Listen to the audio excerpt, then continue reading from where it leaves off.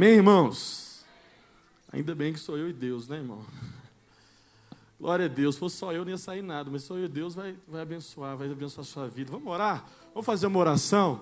Queria que você fechasse os seus olhos agora. Nós vamos fazer uma declaração de fé antes de nós começarmos essa palavra. Levante a sua mão direita bem alto. Senhor, em o nome de Jesus, ó Pai, nós queremos declarar nessa noite, Pai. Primeiramente, nós queremos orar pela saúde do nosso pastor, Pai. Nós declaramos, ó Deus, toda sorte de bênção na vida dele. Nós sabemos, Senhor, que ele tem feito a Tua obra durante todo esse tempo. E como ele mesmo disse, enquanto não chegar o Teu tempo, Senhor, não vai se encerrar nada. Por isso, Senhor, nós oramos pela vida dele, nós oramos pelo coração, pela saúde, nós oramos por cada veia, por cada parte do corpo, em o nome de Jesus, e declaramos, ó Deus, uma saúde completa, pelo poder do nome de Jesus. Levante a sua mão direita e diga hoje, diga bem forte, hoje, Deus vai falar ao meu coração. Diga, eu estou disposto, aberto a ouvir tudo aquilo que o Espírito Santo tem para falar comigo. Diga assim, que não seja o pastor, mas que seja a boca do Senhor falando comigo, em o nome de Jesus. Amém e amém. Glória a Deus. Abra sua Bíblia comigo em 1 Coríntios, capítulo de número 11. 1 Coríntios, capítulo de número 11. Hoje nós estamos encerrando a série Kryptonita. Quantos não perderam nenhum domingo aqui dessa série? Levanta a sua mão, que começou lá na ceia. Amém. Se você perdeu, não importa, Deus vai falar com você hoje, Deus vai continuar falando com você, e eu tenho certeza que você vai ser muito edificado nessa noite. Como Deus tem falado conosco durante essa série, e hoje não vai ser diferente. 1 Coríntios capítulo 11, verso de número 28. Isso é um texto muito famoso, nós falamos muito sobre ele na ceia, mas eu quero usar ele como base, e ele tem sido base dessa série, porque trabalha as nossas fraquezas. Antes de nós lermos 1 Coríntios, capítulo de número 11, versículo de número 28, por que trabalha a nossa fraqueza? Porque é sobre isso que nós temos conversado, é sobre isso que nós temos falado. Você sabe, a kryptonita, ela é o que, irmãos? Ela é um objeto que tira as forças de um super-herói. Qual o super-herói? Qual? O super-homem. O super-homem é aquele personagem, né, que vence os inimigos, que está aí, né, no universo dos filmes, dos desenhos, dos quadrinhos. E o homem, por si só, ele é apaixonado por super-heróis. Por que o homem é apaixonado por super-heróis? Porque o homem necessita de algo mais forte. E é interessante como que o super-homem ele é um personagem assim, marcante, principalmente na vida das crianças. E tem muita gente, muito adulto também que gosta. E a kryptonita é essa pedra verde, que quando nada abate o super-homem, eles mostram a kryptonita para ele, e as forças dele é sugada. E nós estamos falando sobre diversas kryptonitas na nossa vida, que tem eliminado a força espiritual do povo de Deus, da igreja e da sua vida. Vamos ler 1 Coríntios capítulo de número 11, versículo de número 28, diz assim: examine-se cada um a si mesmo, e então coma do pão e beba do cálice, pois quem come e bebe sem discernir o corpo do Senhor, come e bebe por sua própria condenação. Olha o que diz o versículo 30. Por isso, há entre vocês muitos fracos e doentes, e vários já dormiram. Nós vamos ler de novo para você não esquecer. Olha o que diz esse versículo. O apóstolo Paulo, sua carta aos Coríntios, falando para a igreja de Corinto. Por isso, há entre vocês muitos fracos, doentes, e vários já dormiram. Como é que é forte essa palavra do apóstolo Paulo? Como que é forte? Porque o apóstolo Paulo, ele está falando para a igreja de Corinto, ele está denunciando à igreja de Corinto a sua fraqueza. Nós sabemos que a igreja primitiva era uma igreja poderosa em Deus. Nós sabemos que a igreja primitiva era uma igreja que vivia as verdades do reino, mas o apóstolo Paulo, escrevendo a carta dele para a igreja de Corinto, ele fala: olha, há um problema no meio dessa igreja. O problema é que há muita gente fraca, há muita gente doente, há muita gente ferida. Por quê? Porque existe algo que está sugando, tirando a força de vocês. E o apóstolo Paulo então exorta aquela igreja, e nessa série nós falamos sobre isso. Nessa série nós vimos que na igreja existe muita gente fraca, muitos doentes, mas a gente viu também que Deus, Ele deseja levantar um povo forte e que faz proezas. Nós lemos isso, que o povo que conhece o seu Deus é forte, diga forte.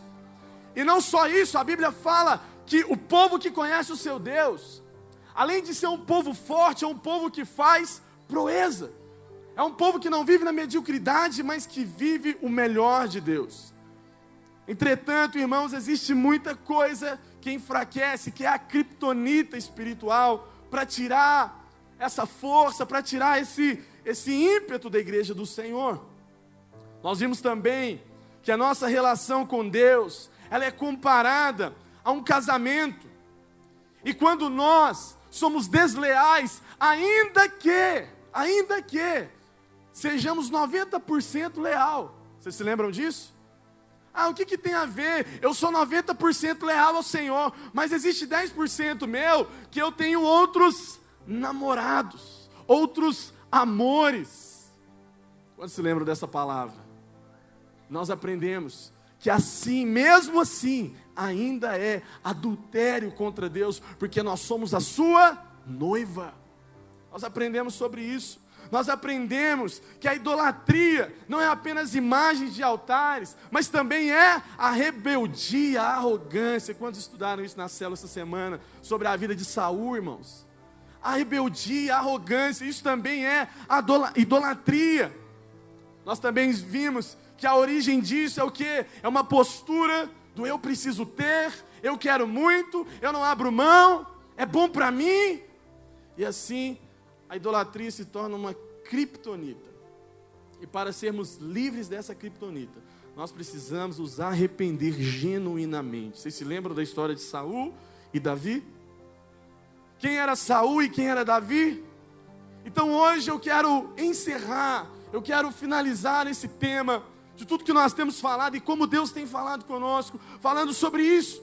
Existem muitos fracos e doentes, por quê? Porque existe uma criptonita, existe algo que tem matado a nossa vida espiritual. Sabe, irmãos, quantas vezes você já tentou orar, você tentou buscar a Deus, você tentou jejuar, parece que a sua vida espiritual, ela ia de vento e polpa, ela ia bem, mas num determinado momento da sua caminhada, parece que essa curva que estava sendo levantada, que estava acentuada naquele gráfico, indo com a todo vapor, de repente uma criptonita, algo entra na sua vida, uma fraqueza, algo começa a tirar suas forças, e você perde a vontade de orar, a vontade de buscar a Deus, você começa a cair.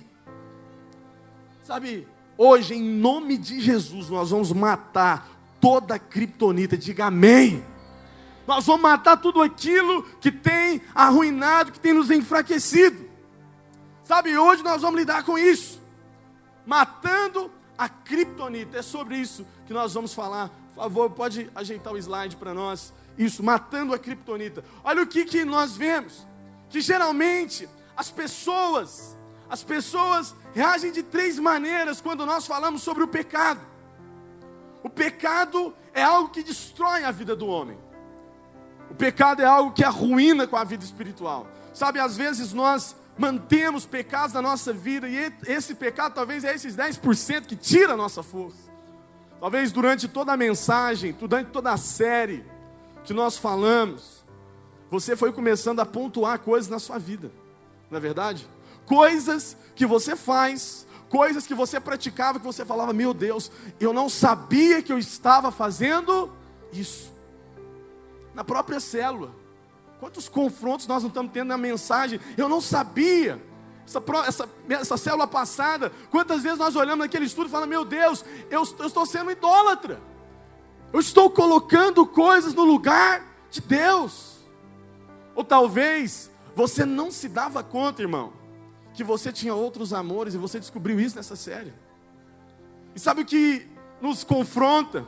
É que o pecado é essa criptonita que tira as nossas forças, que arruína com as nossas forças, que nos afasta do nosso relacionamento com Deus. E geralmente as pessoas, elas reagem de 3 maneiras com o pecado. A primeira delas, elas ignoram.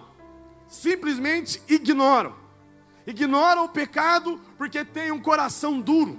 Jeremias capítulo de número 8, versículo 12, diz o seguinte: ficaram eles envergonhados de sua conduta detestável?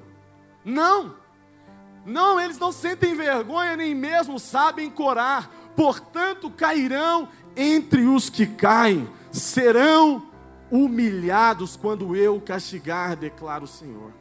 Sabe o que a Bíblia está falando aqui, irmãos? A Bíblia está dizendo o seguinte: que existe um certo tipo de gente que simplesmente o pecado, pequei. Você conhece gente assim? Você olha e fala assim: meu Deus, como é que essa pessoa não sente o coração de Deus? Como é que essa pessoa não está vendo que ela está ofendendo a Deus? E machuca o coração de Deus, e elas nem aí. Por quê? Porque existe um certo tipo de gente, como a própria palavra do Senhor fala, em Jeremias capítulo 8, que eles não sentem a menor diferença em ofender a Deus. Isso para eles não é nada.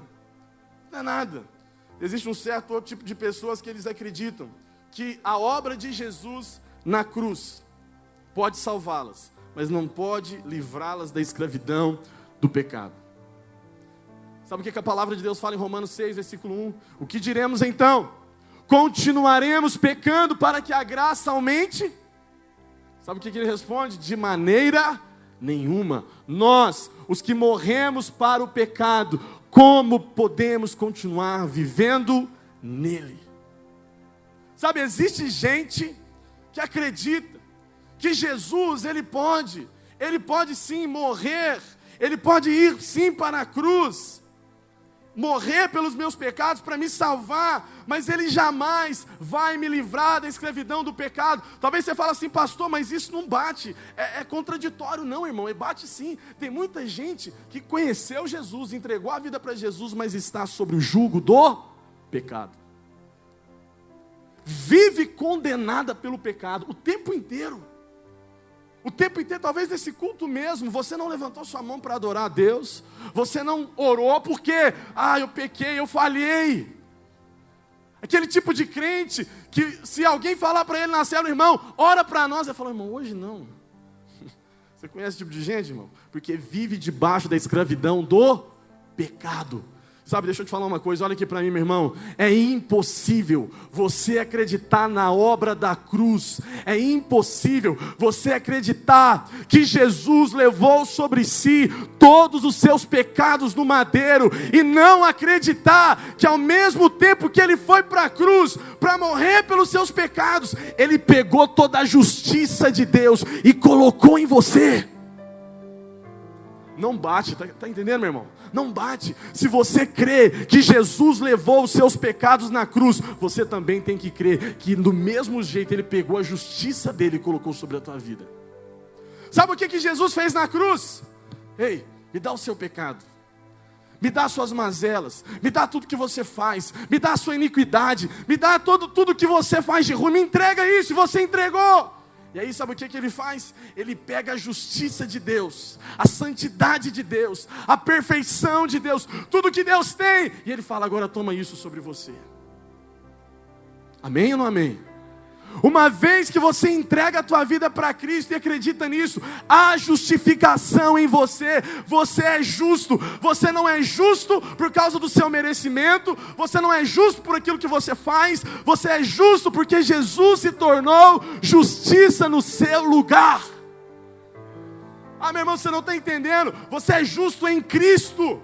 A gente gosta de usar aquele termo: o justo vai viver pela fé. Mas esse texto não está falando de provisão, esse texto não está falando de bens materiais, esse texto não está falando de dinheiro, esse texto está falando o seguinte: se eu acredito pela fé que Jesus morreu pelo meu pecado, eu vou viver debaixo dessa justiça. O justo vive pela fé. A fé que Cristo levou sobre si todos os meus pecados. Diga comigo, justo vive pela fé. Não acredite na mentira de Satanás, que você pode ser salvo, mas jamais liberto do pecado. Você pode ser sim liberto do pecado. Conhecereis a verdade e a verdade vos libertará. Amém, meu irmão? A verdade te liberta. Agora existe um outro tipo de gente. Qual tipo de gente, pastor? Aquele que luta para se libertar do pecado. Ele acredita. Ele crê que ele pode sim ser livre do pecado. E quando ele peca, ele fica entristecido. Sabe, ele fica ofendido. Parece que ele machucou alguém e eles se arrependem. Mas logo depois voltam a pecar. Eles não conseguem permanecer de pé. Gente que lida o tempo inteiro uma luta contra o pecado. Querem ser livres, mas o pecado os domina. Querem ser libertos, mas ainda não descobriram na palavra de Deus como que exercita pela fé a liberdade de Cristo. E quando eles pecam, o seu coração são dilacerados. Parece que ele tem até vergonha de Deus.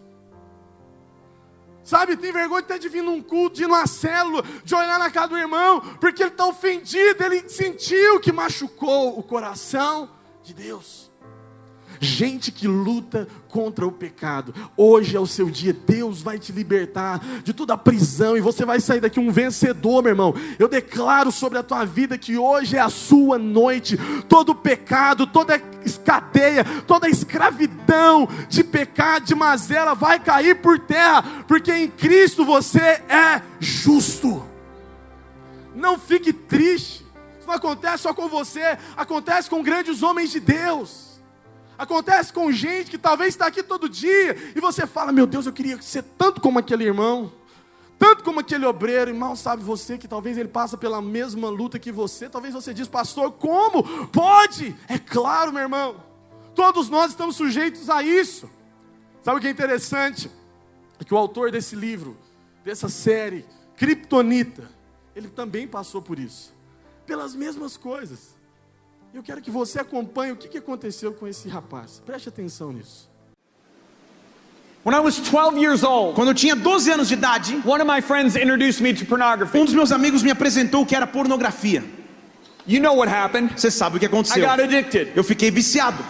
By the time I was in high school, No tempo que eu já estava no colegial, I am undressing girls in my class eu despia com os olhos as meninas na and classe, having the wildest sexual com fantasies. as piores fantasias sexuais. I am completely eaten with lust. Estava completamente corrompido com lascívia. I go into my fraternity. Eu ia para minha república At na faculdade university. e na minha universidade. It intensifies E isso intensificou-se because of the lewd living that we did.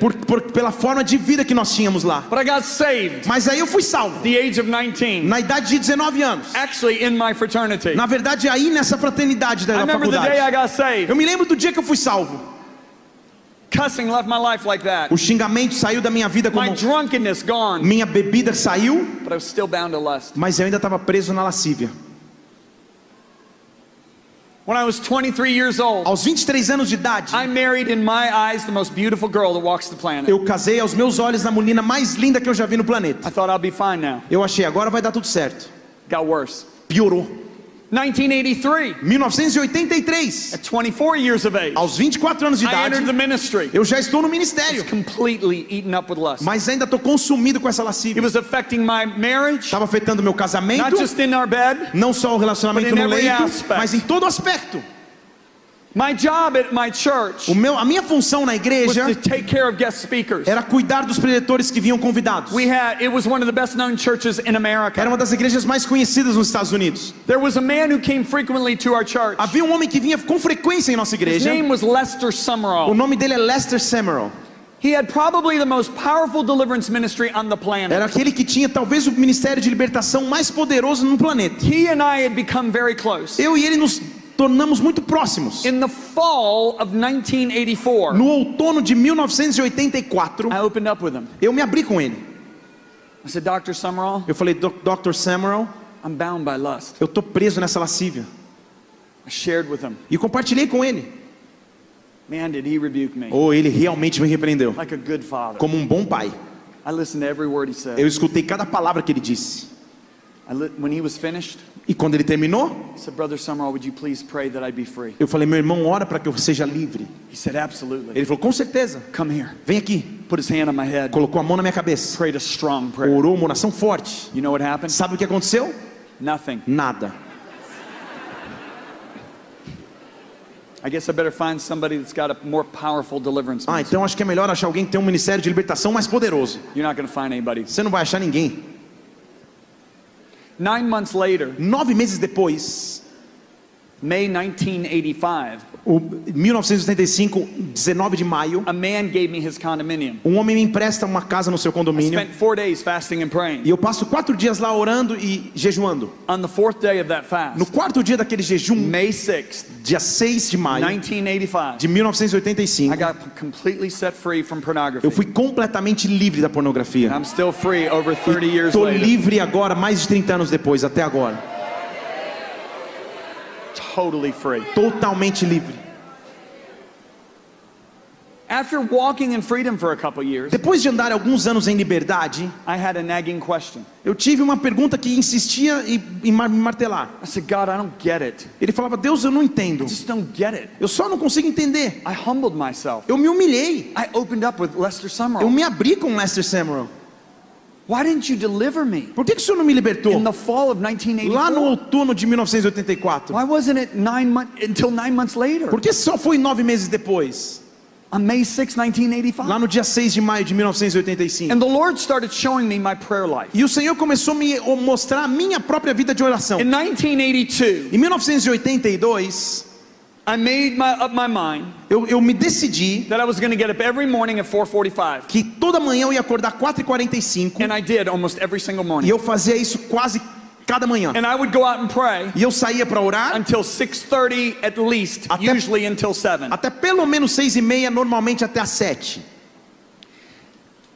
1982, 83, 84. 1982, 83, 84. I'm doing this. Eu ainda estava fazendo isso. And the passionate cry in my prayer time E o clamor apaixonado na minha vida de oração was, God, use me era, Deus, me use. to lead people to Jesus. Me use para levar pessoas a Use Jesus. me to win sinners to you. Me use para ganhar pecadores a ti. Use me to heal sick people. Me use para curar enfermos. Use me to get people set free. Me use para libertar pessoas. I'd pray that with such passion. Eu orava isso com tanta Yeah, paixão. I'd pray other prayers. Sim, eu fazia outras But when I orações. got to that, it was my passionate cry. Mas quando eu chegava nisso, esse era o meu clamor apaixonado. So in the fall of 1984, Então lá no outono de 84, I don't know if it was before or after Lester Summerall. eu não sei se foi antes ou depois desse But it was encontro com right in Lester that area. Summerall, mas foi nessa época. I'm praying one morning, Eu tô orando uma manhã and the Holy Spirit interrupts my prayer. e o Espírito Santo interrompe minha oração. He said, son, E ele diz, filho, your prayers are off target. as tuas orações estão fora do alvo. I said, what? Eu falei, o quê? I thought it was the devil. Eu pensei que era o diabo, na I verdade. am praying that you will use me to save people and heal Eu people. tô orando para o Senhor me usar para curar pessoas, salvar And pessoas. you're telling me my prayers are off target? Está dizendo que a minha oração está fora de alvo. And the Holy Spirit whispered. E o Espírito Santo sussurrou.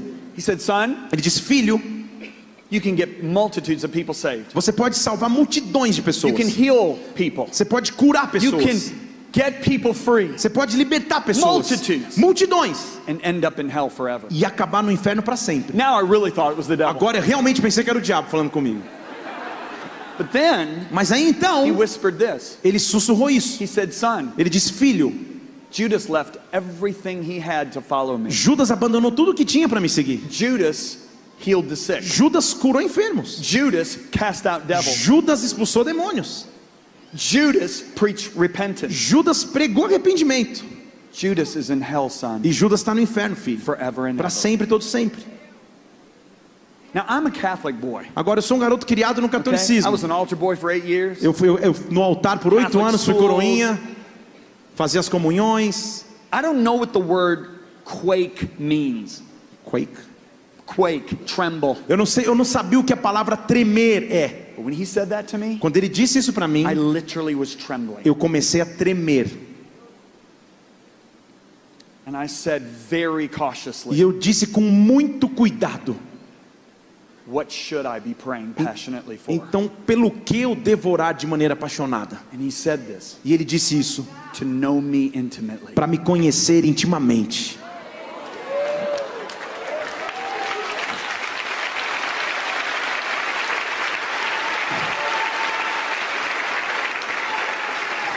So now my prayers started changing. Então a minha vida de oração começou a mudar. Because you know how God speaks to you and later on the thoughts come? Você sabe quando Deus fala contigo e depois vem pensamentos? Because that day I thought, E aquele dia eu pensei, that was Moses' number one cry. essa na verdade era o clamor principal de Moisés. And he finished well. E ele terminou bem. That was David's number one cry. Também era o primeiro clamor de Davi. And he finished E well. ele terminou bem. That was Paul's number one Também cry. era o clamor de Paulo. And he finished well. E ele terminou bem. So my prayers started changing. Então minha oração começou a mudar. Lord, I want to know you the best a man can know you. Senhor, eu quero te conhecer o melhor que I um homem want to pode please you conhecer. the best a man can Eu quero te please you. agradar e te conhecer I da wanna melhor know your maneira. heart. Eu quero conhecer teu coração. I want to love what you love. Eu quero amar aquilo que I tu want to amas. hate what you Eu quero hate. odiar o que tu odeias. Lord, I want to be near you. Pai, eu quero estar I wanna próximo de walk with ti. you. Eu quero andar contigo.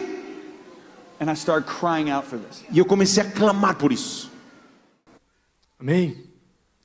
Sabe, irmãos, não tem a ver, olha aqui para mim, não tem a ver com o quão difícil é para mim o pecado, o quão difícil para mim é ser liberto. Às vezes nós oramos e nós falamos ao Senhor, Deus, eu quero ser usado, Deus, faça isso, salva a minha família, faz aquilo outro. E nós oramos por tanta coisa. E Deus, na verdade, o que Ele quer é que nós o conheçamos. Sabe quais foram os passos que esse homem, ele passou? Esse homem passou por alguns passos. Primeiro, ele reconheceu o seu pecado. Segundo, ele se arrependeu. Terceiro, ele abandonou a idolatria. Qual a idolatria? A própria idolatria de orar, Deus, eu quero ser, eu quero fazer, eu quero que o Senhor faça, eu quero que aconteça. E ele olhou para dentro de si e falou, Deus, não é mais eu, agora é o Senhor, eu quero te conhecer. Talvez você está aqui olhando para mim e falando, pastor, esse cara sou eu estou vivendo isso aí, eu estou escravo do pecado, tem coisa que ninguém sabe da minha vida, tem coisa que só eu sei, eu vivo escravizado, isso me é ruim, eu não gosto, isso me dói, eu tremo diante de Deus por fazer isso, eu estou sofrendo, e talvez você está orando errado, você está querendo de Deus algo, mas Ele quer de você um relacionamento, conhecer a Deus intimamente. O foco da oração de John Bevere mudou. Qual foi o foco? Senhor, eu quero te conhecer. Eu quero te agradar. Eu quero agradar o que importa ao teu coração. Sabe, existem dois tipos de tristezas. A primeira tristeza, vamos ler o 2 Coríntios capítulo 7, versículo 9, olha o que diz, agora porém eu me alegro, não porque vocês foram entristecidos, mas porque a tristeza os levou ao arrependimento, pois vocês se entristeceram como Deus desejava. Como assim? Deus desejou, olha aí, e de forma alguma foram prejudicados por nossa causa. A tristeza, segundo Deus, não produz remorso, mas um arrependimento que leva à salvação. E a tristeza, segundo o mundo, produz morte. A Bíblia fala sobre dois tipos de tristeza: a tristeza segundo o mundo, que produz a morte, e as tristezas segundo Deus, que produz a salvação. Sabe o que Deus ele fala conosco nesse texto? Que a tristeza segundo o mundo, ela dá morte, ela causa depressão, ela causa angústia, ela causa dor, ela te coloca no fundo, ela te leva até mesmo para o inferno. Por quê? Porque ela leva pessoas a cometerem suicídio. Essa é a tristeza segundo o mundo. Diga, a tristeza segundo o mundo produz morte. Mas a tristeza segundo Deus, ela traz salvação. É quando eu me entristeço por ofender a Deus. É quando eu me entristeço porque estou contra Deus. Sabe, talvez você está aqui hoje, você vive numa outra realidade, você não sabe nem o que é pecado direito, mas eu te garanto de uma coisa: toda vez que você comete algo, toda vez que você faz algo, a tua consciência, esse alarme que Deus colocou em nós, Ele acusa e de repente você se sente mal. Mas esse se sentir mal é algo que vai te levar a se ajoelhar, a se arrepender e dizer: Deus, me perdoa. É a mesma tristeza, meu irmão, que entrou no coração de Davi, quando Natã apontou o dedo na cara dele, e ele tinha cometido um adultério, e ele fala: olha, rei, o seu problema é que existia um homem aqui na nação, que ele tinha a ovelha que ele quisesse, os bois que ele quisesse, o animal que ele quisesse, um monte de coisa, e ele pegou justamente a de um homem que só tinha um. E o rei fala, o Davi fala: manda matar esse homem. Eu vou simplificar para você. Ele diz: manda matar esse homem. O profeta Natã aponta o dedo para ele e fala: rei, esse homem é você, porque você tinha todas as mulheres, mas você pegou a que não era sua. Você trouxe para você a que não era sua. Hoje Deus vem contra a sua casa, contra você. Meu irmão, naquele momento a tristeza entrou no coração de Davi. Sabe o que ele faz? Ele rasga suas vestes. A Bíblia diz que ele se arrepende. Produziu salvação. Que essa tristeza entre no nosso coração hoje, para quebrar toda a criptonita que tem arruinado com o nosso cristianismo, com a nossa vida de oração, que tem arruinado, sabe, com a nossa conduta no reino de Deus. É isso que Deus quer fazer. Deus quer nos libertar de tudo aquilo que tem nos escravizado. Nós precisamos nos proteger de toda a criptonita que tem acabado com o nosso cristianismo. Apocalipse capítulo 3, versículo de número 20, diz assim a palavra de Deus. Pode passar para mim, por favor, meu irmão, o negócio está dando errado aqui. Olha o que diz a palavra de Deus: eis que estou à porta e eu bato. Se alguém ouvir a minha voz e abrir a porta, entrarei e cearei com ele e ele comigo. Jesus nos convida à intimidade. Você quer se proteger contra tudo aquilo que pode te afastar do Senhor? Entre na intimidade do Senhor. A Bíblia diz claramente: eu estou batendo a porta. Olha aqui para mim. Sabe o que Deus falou comigo hoje? Muito forte. Eu tirei um tempo para ir para o monte orar, e depois de meditar nessa palavra, e veio esse texto no meu coração: estou batendo a porta. Lá em cima daquele lugar, Deus falou comigo assim: sabe qual é o problema da igreja de Apocalipse, de capítulo 3, versículo 20? Sabe o que eu queria falar ali? Eu falei: o que, Senhor? Deus falou comigo: não era boa coisa eu bater na porta. Falei: Deus, mas eu sempre aprendi que é bom o Senhor bater na porta. Eu vou lá, vou abrir, o Senhor vai entrar e vai ser. Sabe o que Deus falou para mim? Não. Porque se eu estou batendo na porta, eu não estou dentro. Só bate na porta aqui quem está fora, irmão. Me perdoa, cara. Isso me doeu. Eu estou falando, me doeu. Eu estou falando com toda a tristeza do meu coração. A tristeza que eu senti nesse me doeu. Sabe por quê? Porque se você está sentindo alguém bater na tua porta hoje, é porque ele não está aí dentro. Se você está sentindo durante essa mensagem, falando: eu preciso abrir meu coração de novo para o Senhor, eu preciso que Ele entre, é porque Ele saiu algum dia. A Bíblia fala que Ele vai preparar uma ceia, há uma mesa dentro do seu coração. Sabia disso? Davi já falava: prepara uma mesa para mim na presença dos meus amigos. Há uma mesa dentro do seu coração. O problema é o seguinte: se Ele está batendo lá de fora, é porque você tirou a cadeira dele para colocar outra coisa, para colocar outra pessoa, para colocar alguma coisa que está substituindo o lugar dele. Ele está batendo na porta. Meu irmão, a tragédia é que ele está do lado de fora, mas a bênção é que ele quer entrar. Ele não quer ficar fora de você, ele não quer ficar fora da sua intimidade, ele não quer ficar fora de conhecer você. Ele diz: abre a porta e eu vou ceiar com você. Eu tenho uma ceia, eu quero comungar com você, eu quero conhecer você. Meu irmão, dá para pensar o que significa ceiar com Jesus.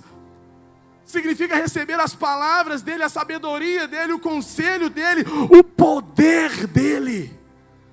Mas a gente precisa abrir a porta. Agora, o problema é que talvez você fala: pastor, mas eu acho que Jesus não está batendo na porta do meu coração. Se engana, meu irmão. Talvez o problema é que porque tem muita coisa fazendo barulho na sua vida, e você não está ouvindo. Eu quero ser mais profundo ainda e falar para muito crente aqui nessa noite, inclusive a mim mesmo. Grande parte, talvez, desse barulho são coisas do próprio reino de Deus. Eu preciso fazer isso, eu preciso fazer aquilo, eu tenho que ir, E aí a gente entra numa rotina tão pesada, tão maçante, de fazer, e ele está lá: ei, Tudo que você está fazendo, eu quero entrar aí, eu quero participar disso. É possível fazer a obra de Jesus sem Jesus estar na mesa, meu irmão. A gente está fazendo um monte de barulho, eu tenho que fazer isso, eu tenho que fazer aquilo, é o meu trabalho, é a minha família, é o meu dinheiro, é o meu lucro, é aquilo outro, e Jesus está batendo, mas eu estou surdo porque tem tanto barulho, tem tanta coisa falando ao mesmo tempo que eu não consigo ouvir bater. Eu não consigo ouvir Ele dizer, eu quero entrar, eu quero voltar a sentar na tua mesa, eu quero voltar a te contar coisas que você não sabe, eu quero voltar a ser novidade na sua vida.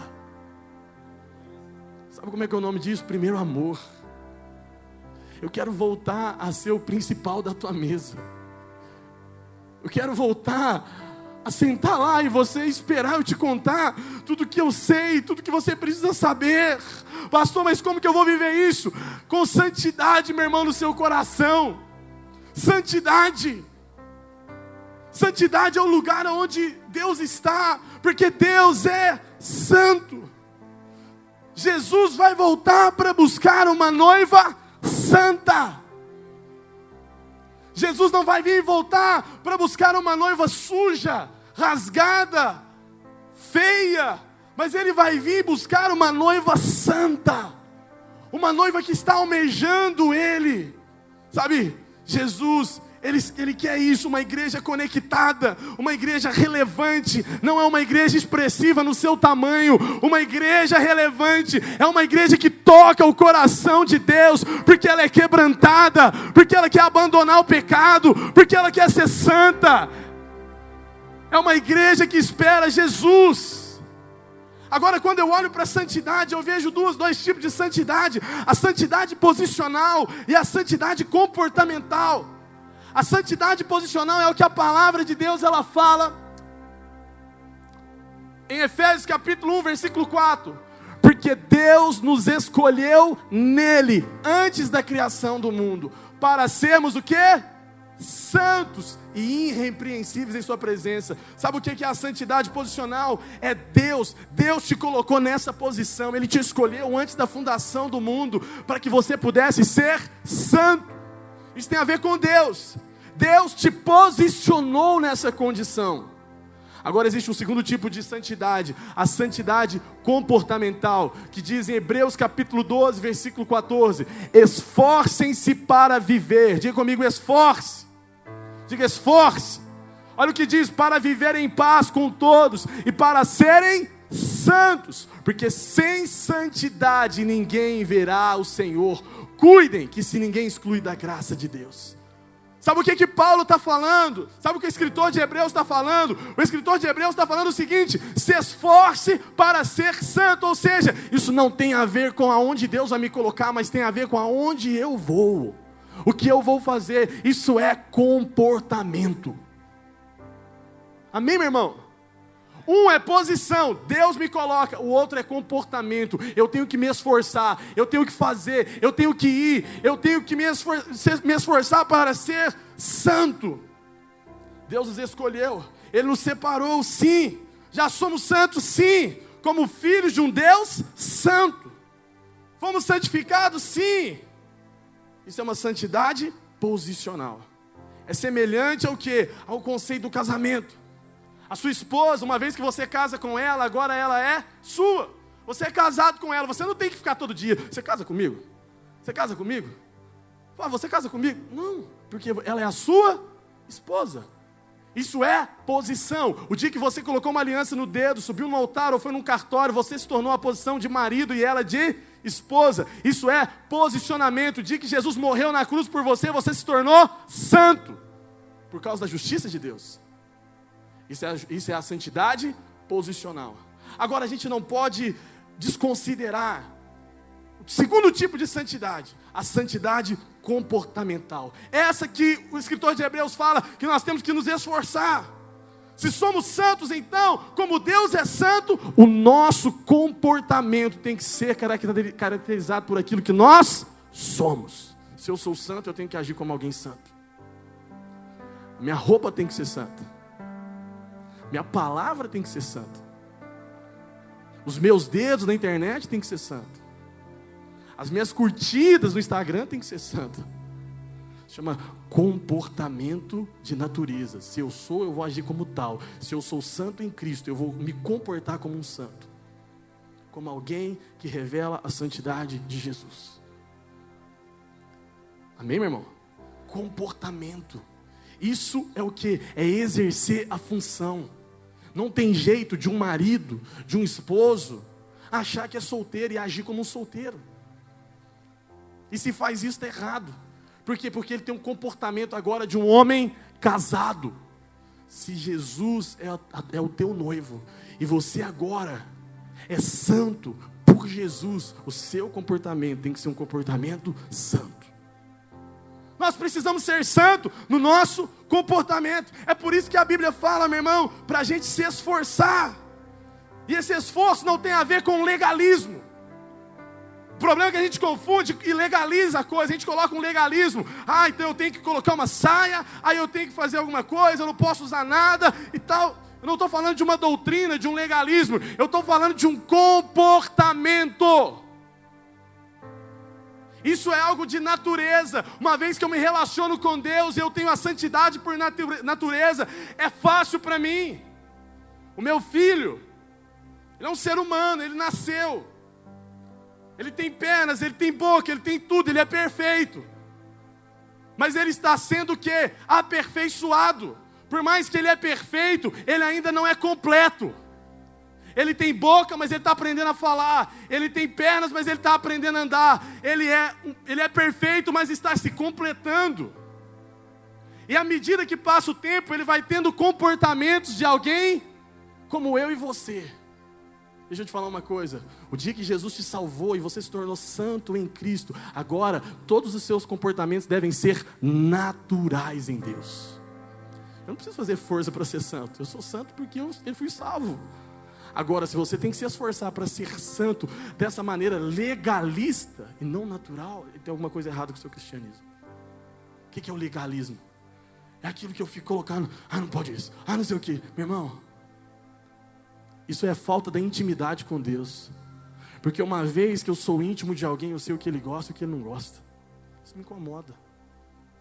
É algo particular. Eu sei o que a minha esposa gosta, ela sabe o que eu gosto, e eu não preciso fazer nada para ofender isso. Porque é natural do meu casamento. Assim deve ser nosso relacionamento com Cristo. Deve ser natural de um relacionamento. Ele está à porta. Ele quer ver você. Sabe, Jesus afirma, aqui a condição para ver. Você deve se manifestar a Ele. Alguém que tão somente obedece os mandamentos vai ver Ele. Mas se não tiver essa condição, você nunca verá Jesus. Nunca verá Jesus. Comportamento. Em outras palavras, a amizade com Jesus, ela é condicional. Escuta o que eu vou te falar, Jesus pode ser o teu salvador e não o seu amigo. O que Jesus quer de você não é simplesmente salvar, Ele quer andar com você. Ele quer estar com você. E o relacionamento com Ele é condicional. Talvez você só mudou de religião. Ele quer ver você. Ele quer ter esse relacionamento com você todos os dias. Ele está à porta. A santidade não é um fim em si mesmo, irmão. Ela é a porta de entrada para essa intimidade com Jesus. Sabe, essa intimidade, ela vai permitir Jesus acessar o seu coração e gerar vida em você. Eu quero caminhar para o final, te dizendo o seguinte: quando eu avanço sem a criptonita, eu começo a descobrir que o que Deus quer em mim é esse relacionamento profundo. E se tem algo que vai destruir toda a criptonita, é a presença de Jesus. Sabe por quê? Porque o Espírito Santo não divide quarto com o pecado. O dia que Ele entrar aí, de fato, para se relacionar com você, Ele vai tirar toda a criptonita. Talvez você olhe para mim hoje e fale assim: pastor, mas eu tenho Jesus. Talvez, meu irmão, você professou com a sua boca, você levantou sua mão um dia, você até um dia foi muito apaixonado por Jesus, mas hoje, parece que Jesus está do lado de fora, batendo, dizendo: eu quero voltar a te conhecer. Ou talvez você nunca conheceu Jesus dessa forma e Ele está falando: eu quero ser mais que uma religião. Eu quero ser mais do que uma atitude de um dia ir numa igreja. Eu quero me relacionar com você. Ah, meu irmão, você vai ver começar a acontecer coisas na sua vida que você nunca viu. Porque uma vez que Jesus entra em nós para um relacionamento, nós nos tornamos o que Ele é. Nós nos tornamos o que Ele é. Sabe o que me impacta, o que me motiva? É que na verdade isso não é nenhum segredo. Isso na verdade é voltar à origem. Porque a origem do homem é relacionamento com Deus. Eu estou terminando, eu quero te falar: Deus não te criou para o céu. Deus não te criou para ter uma vida na eternidade, não. Deus te criou para um relacionamento com Ele. Isso é a eternidade, isso é o céu. O céu, na verdade, é só uma correção. Você ia se relacionar intimamente com Ele o resto da sua vida. Você foi criado para relacionamento com Deus. Escute o que eu vou te falar. Olha aqui para mim. A Bíblia diz que você foi feita à imagem e semelhança de Deus. Nós só colocamos a nossa imagem no que vale a pena. Eu duvido que você coloque a tua imagem, o teu nome em qualquer coisa. Quando Deus pegou o Espírito e soprou dentro do homem e falou: ele vai ser a minha imagem e a minha semelhança, Ele estava dizendo: eu vou até as últimas consequências por ele. Ele estava colocando o nome dele em você. Esse é o meu nome, essa é a minha identidade. Dentro de você, a identidade de Deus, o Espírito que está dentro de você, é a imagem e semelhança de Deus. E Deus vai até as últimas consequências para se relacionar com você. Ele está batendo a porta. Irmão, Ele é um Deus poderoso. E sabe o que isso me diz? Que uma hora que eu entendo isso, eu vou crescer nele e eu vou ser poderoso. Eu vou ser forte como Ele. Eu vou ser invencível como Ele. Fique de pé no seu lugar, eu quero orar com você. Quero orar com você agora. Sabe, tudo que Deus quer é se relacionar com você. Feche os seus olhos aonde você está agora. Feche os seus olhos. Curva a sua cabeça. Será que você consegue ouvir Jesus batendo na porta do teu coração nessa noite?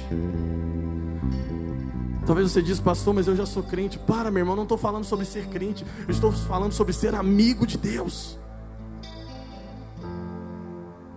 De voltar a chorar. Quanto tempo você não chora na presença de Deus? Quanto tempo você não chora na presença de Deus? Quanto tempo você não ouve coisas que Ele nunca te falou? Quanto tempo que você não lê a palavra de Deus e Ele te revela princípios? Ah, Jesus, começa a passear nesse lugar, Senhor, com seus olhos fechados. Ele vai começar a te tocar onde você está. E Ele vai começar a trazer de volta todo o relacionamento que foi perdido. Nós vamos orar e você vai ser liberto em nome de Jesus, mas não liberto, sabe? Ah, pastor, então quer dizer que uma oração? Não! O que eu quero dizer é o seguinte: você vai ser liberto de todo legalismo, você vai ser liberto de toda frieza espiritual, e em nome de Jesus você vai voltar a se relacionar com Ele, e esse relacionamento vai queimar toda a criptonita, porque Jesus vai deixar de ser uma religião, e Ele vai passar a ser seu amigo.